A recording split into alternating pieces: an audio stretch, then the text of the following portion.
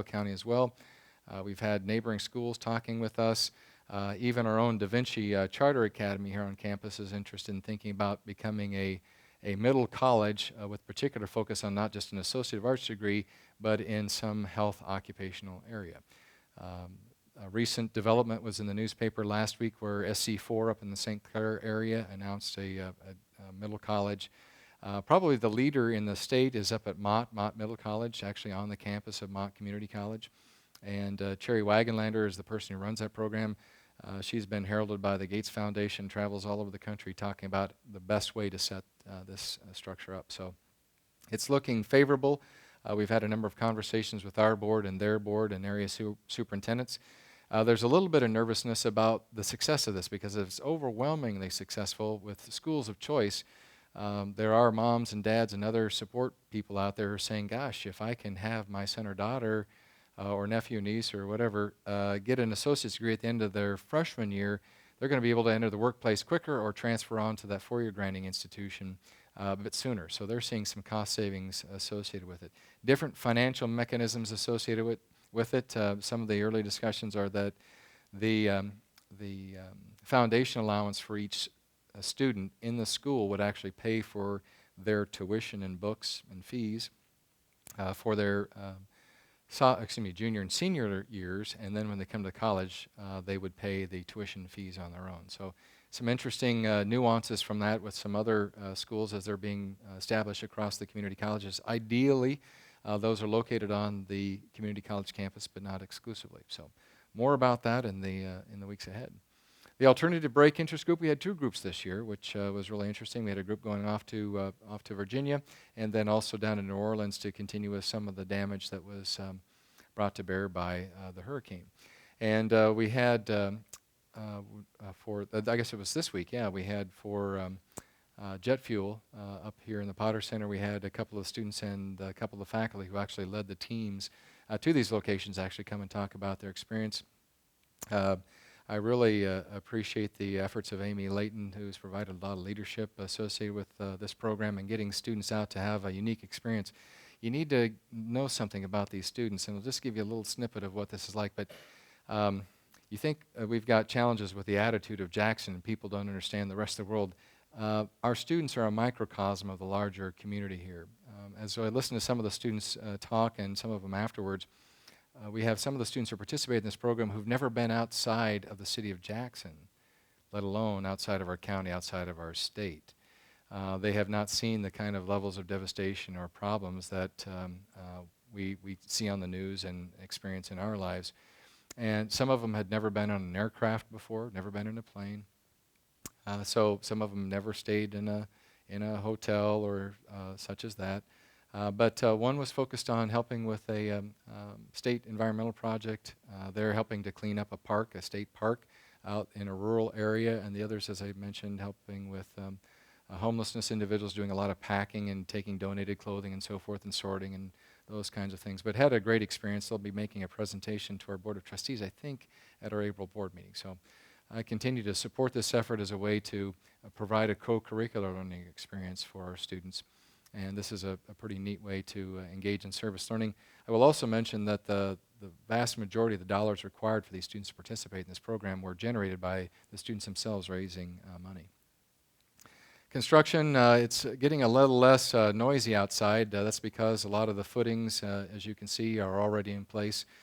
We continue to be on time and on budget with respect to Whiting Hall. We have been working with Tom Gutowski and getting furniture for a lot of the spaces in Whiting Hall, cleaning up those spaces. I took some members of our Board of Trustees through the facility on Monday. All the stud work is up. A little bit of sheetrock remains to be done.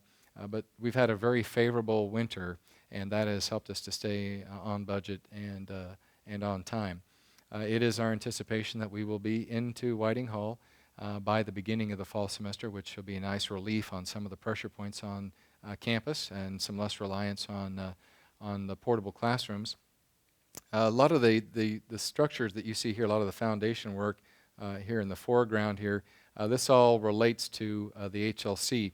We'll be a year longer in completing that facility, working with architects again on finishing up designs. We've encountered a few little issues as we've gone through the work on both of these buildings.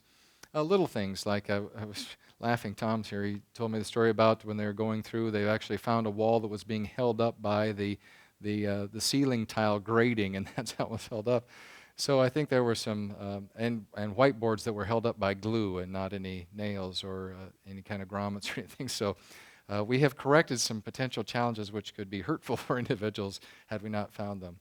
But very excited about this project and the excitement that is creating for our students in the community about nursing and allied health program, but also some of the new programs that are going to be offered in Whiting Hall with alternative energy and hybrid technologies and expanded spaces for HVAC and also for electrical programming and our automotive programming. So very excited about what that's going to mean for our students in the semesters ahead. I mentioned about the furniture, I'll pass by that. We've also got some points of excitement, acknowledgement, and recognition on our campus. I don't know if you knew or not, but our own Ron Douglas was recognized by the Michigan Campus Compact. This is an organization that is focused on service learning. And as you know, Ron is very active in the community. We have the Front Porch Series, which Ron rounds up a community band for and continues to keep Jackson Community College and our instrumental music program out in front of our various publics. So we congratulate Ron on that. Also, Larry Choate and all the students participating in the cyber defense program. We're like, what is it, like 0.15, like an 18th or a 22nd of a point away from actually taking the state title for cyber defense. We were just edged out by the gnat's eyelid, so to speak. Give you a nice metaphorical equivalent there. Baker College picked that up out of Flint for the state title, but I was very, very proud of Larry and the work that the students did up there in representing Jackson Community College on cyber defense. So congratulations to Larry and the students there. The Mass Summit continues thanks to all the folks who are participating on the Mass Summit planning, Christy Laird, and we also have Kristen Buttigieg, and I know Amanda Patterson's been heavily involved in preparing that, Cindy Allen, and also our partners from Spring Arbor University and Baker College. We had intended to actually move this summer into the reading camp and the next summer the writing camp. But because there's so much effort that has been going on, so much initiative that's been undertaken, we've decided to have a Math 2 Summit. The exciting thing is the request came back to us to not have only the high school faculty there, along with the college and university faculty, but also the middle school teachers and the elementary school teachers. They want to start addressing this problem at the earliest of grades, so that's exciting news. We're out right now trying to raise money to support this effort and provide for the second year of it. We just had what I call the booster shot. We had that earlier in the month where we hosted those individuals back on campus again, talking about our priorities and trying to evaluate our progress to date. And this is a program that is in part funded by our Achieving the Dream initiative, and also we've been sharing this information with the County Education Strategic Planning Group, which I mentioned previously. So very excited about what this means and how together we can work with the local schools and colleges and universities alike to be able to decrease the number of individuals who require remedial work when they come to JCC or the other institutions of higher education.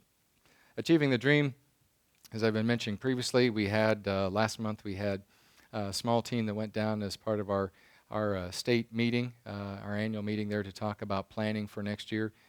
We've got a plan pretty well set in place. We're finalizing the budget on that, but again, continuing with our learning communities, with our cohort group as they move through as learning communities, supplemental instructors, and focusing on data in these small groups that we have, and taking our learnings from that and applying that to operational changes and grants that we go after that Rebecca is working on.